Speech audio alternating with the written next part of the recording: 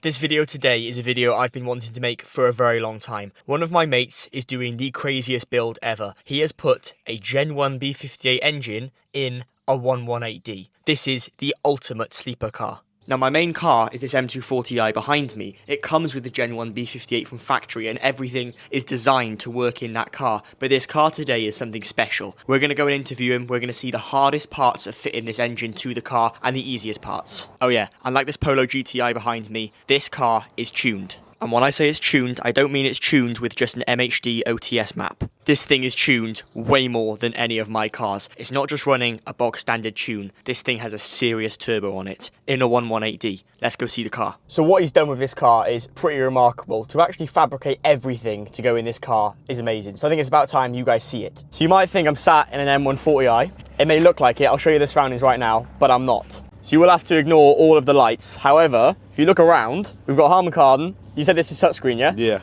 There's so many warnings on this car. I know. But yeah, it's all touchscreen. You think it's a 140, but it isn't. Let me show you guys the outside. It's not a 140. Look at that. It idles like a B58. Listen to this thing. So the thing to mention about this car is it's not finished. You had to fabricate the lights in, so the bumper. Are you getting a new bumper? Are we getting like a 140 bumper for this then? Some point. At some point. So that's all been fabricated. We're going to show you the engine in just a second, but right now, you see the front Shadow Edition lights, and then when you come to the rear, it's all pre-LCI. There's nothing to do with the fact it's an M140 in any way. And the exhaust system is a big 4-inch. All right, this is going to be the craziest part. You're not going to expect to see it's locked. This is the craziest part. Look at this.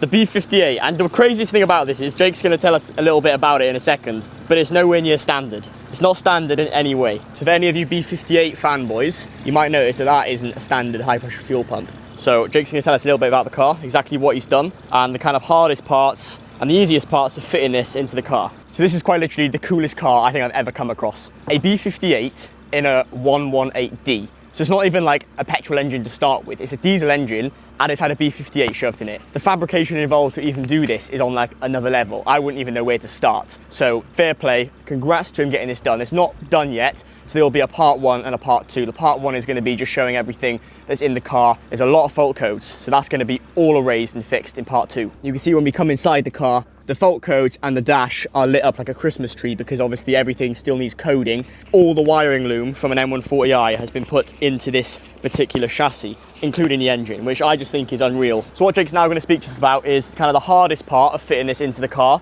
and then the easiest part. Right, so you bought the engine, we'll just say that, we'll leave it at that. Yeah. What was kind of the hardest part to fit this into the actual shell? The hardest part wasn't fitting the engine in, the hardest part was getting the whole wiring loom from that 140 into this. So fully interior stripped down, every single carpet, every single bit of upholstery's out, and it's just bare shell. So the actual engine going in wasn't really the hard part. Engine going in, simple plug and play. Was there a lot of bolt on? Like, could you just bolt everything into that place? They're all the same chassis, so 140 engine just bolts straight in. But it's the wiring loom that was the tricky part. The wiring loom replaced it all from here, right through the whole interior to the boot, come down here and stuff, all the front wiring and everything just stripped out fully and put the 140 one in. Can we show them any wiring so that they can see a kind of grasp of how much wiring you had to actually show to the entire car? Well, even the boots, even when you look under here, you guys imagine all of this wiring, all through here, he's had to put through the entire car. So you've had all of this stripped basically. Yeah, there's not a single bit of leather or plastic in it. Everything has had to come back from basically from the front to the back, or the back to the front has all had to been completely made up from scratch. So that was the hardest part, fitting the whole system into the car. What was the easiest part fitting? I bet you're gonna say the engine. Bolting the engine in. So the engine just bolted straight in? There was no like other... Engine straight in.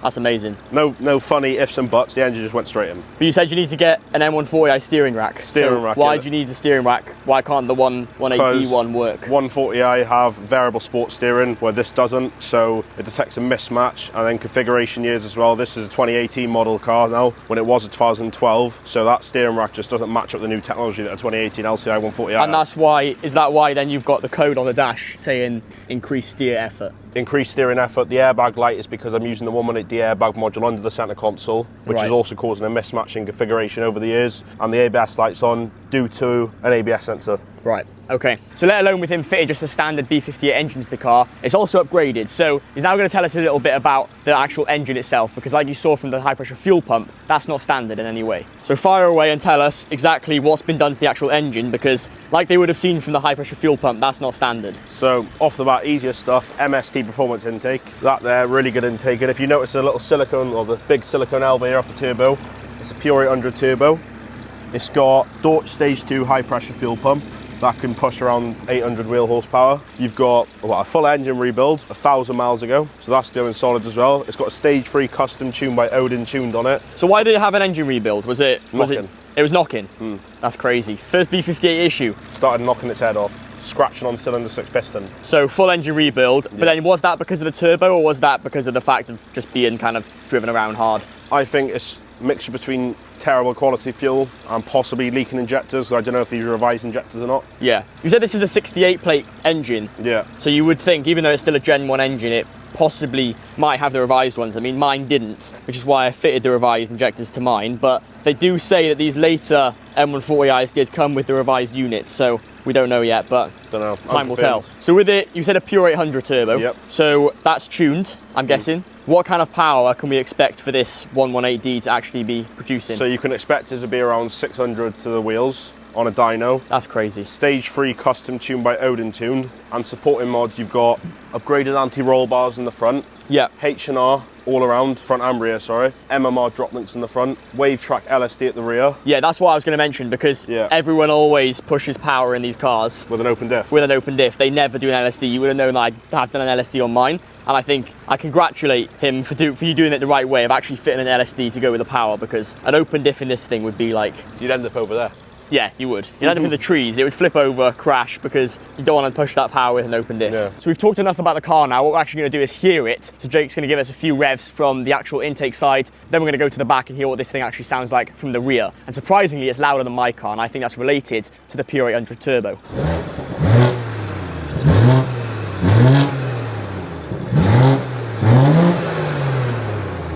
It's crazy loud. The tone difference with the upgraded turbo is crazy. So let's hear it from the rear.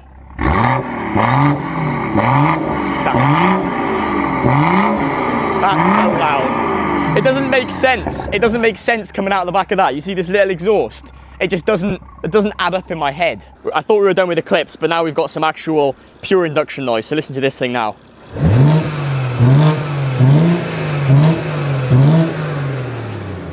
That is so loud. That sounds mental. So the final thoughts on this, what are the kind of final things to get this actually running and drivable on the road? Because right now, as you would have seen, there's a lot of fault codes. So what are we going to do about fixing all these to kind of get it into a roadworthy state? We're going to, first off, replace the airbag module with a proper 140 one. Yep. They're going to put a 140 steering rack in there. Okay. So that'll get rid of those two faults, and the ABS sensor, we're just going to stick an ABS sensor in and it'll be faultless. So that's literally it. There's nothing else there's just a few little sensors and airbag. About 300, 400 pound fix in all, because I can do the work myself, so. Yeah, that's amazing. And he's done brakes and everything. Everything's been transferred over. So we got the M Sport braking package and upgraded braided lines, braided lines, good shout. Yeah, I mean, and the plan for this is to drive it around or just surprise people at car meets? Bit of both. What's next on the list is to get a new wing as well. Yeah, new wing. But parts are cheap for the 118D. And the crazy thing is, if you came behind me in this and I was in that, I'd fully be expecting like some motor which is quite slow. And little do I know, it's got like a pure 800 under the bonnet. I'd have no idea. So, I mean, congrats to get it into this state. I mean, it's taken, how many months now have you been at this for? 4 months. 4 months. The first driving this home, I was buzzing. So summer, like how long are we saying before this is actually on the road? 2 months, a month. 2 months. So full summertime, this thing will be on the road beating tuned M140s on like rolls, and they won't even expect it. They'll see the back and just be like, the single exits. Are you keeping it single? Yeah. So you're keeping it kind of the sleeper build, so when you actually close the boot, you'll have no idea that that's an M140. The only thing I do at the back is probably add a duck lip spoiler. Well, not really duck lip, but you know what I mean. Yeah. And then that's about it. That's crazy. Well, fair play to you. If you want to kind of motivate Jake anymore, then give the video a thumbs up, because he's done a lot of work.